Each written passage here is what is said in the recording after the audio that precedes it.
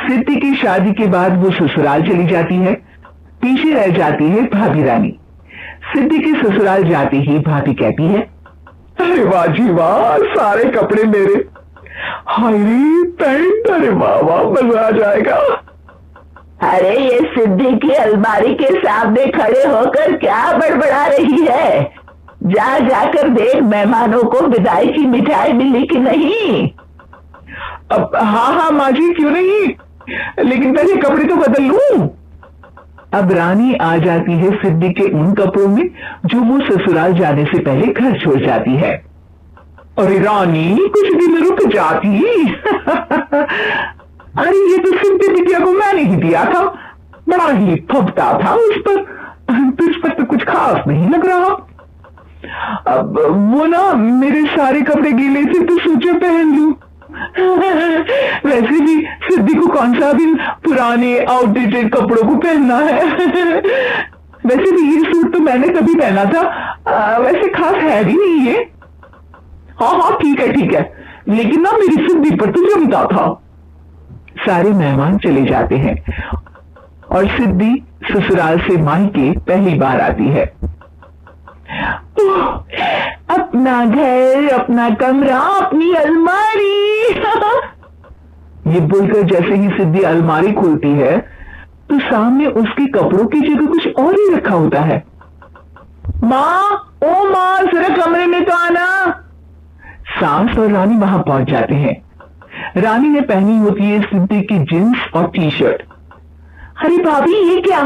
ये तो मेरी बड़ी ही महंगी टी शर्ट है, इसे आपने घर में क्यों पहनी है? अरे बहुत मिलती है दीदी ये चौक की मार्केट में, 150 में। ओ भाभी प्लीज, ये एरोपोस्टल है, 2000 की एक टी शर्ट। ओह, 2000 में तो दीदी 4 साड़ी आ जाए। अब क्या बोलूं भाभी, ये मेरी अलमारी में छोटू के कपड़े, तो मेरे कपड़े कहाँ है? मेरी अलमारी में? अब दीदी आपको कौन से पुराने कपड़े पहनने थे? माना भाभी, लेकिन मैं जब घर आती तो यही सब पहनती ना।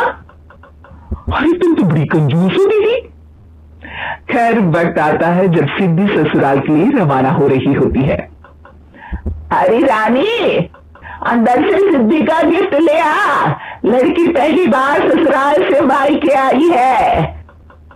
रानी अंदर जाती है और एक सिंपल सी साड़ी लेकर बाहर आ जाती है।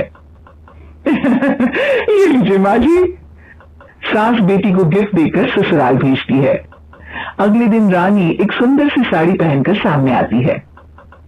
अरे रानी, ये तो वो साड़ी है जो मैंने सिद्धि को देने के लिए दी थी जब वो ससुराल ले जाती, लेकिन ये तूने कैसे पहन ली? अरे माँ जी, ये साड़ी तो मुझे बहुत पहले से ही पसंद थी, लेकिन चिंता ना करिए, मैंने सिद्धि के लिए भी अच्छी सी साड़ी दी है। हाँ। तभी सिद्धि का फोन आता है।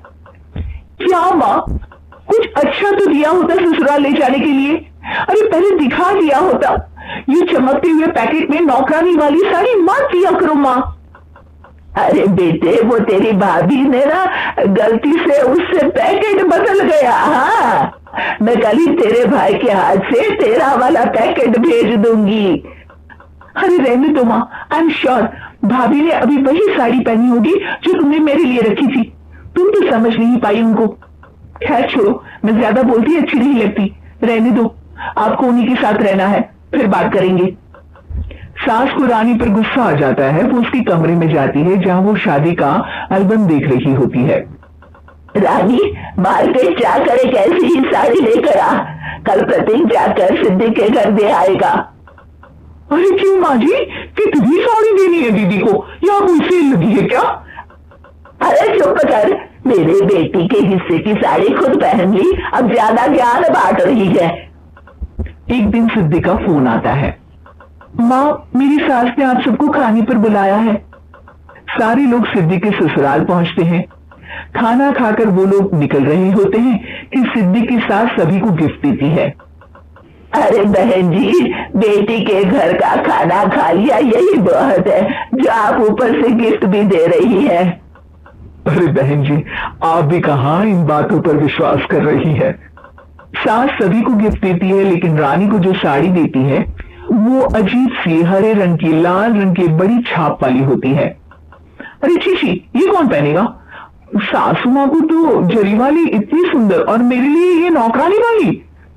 अरे भाभी, दरअसल मैं जब भी घर आती थी आप वापसी में ऐसी ही साड़ी देती थी ना, तो माँ ने सोचा कि आपको आपकी पसंद की ही साड़ी क्यों ना दी जाए। बेचारी रानी, बोलती भी तो क्या। सिद्धि और सास रानी का चेहरा देखकर हंसने लगती है, तो रानी समझ जाती है कि अपने ही बिछाए जाल में वो फंस चुकी है।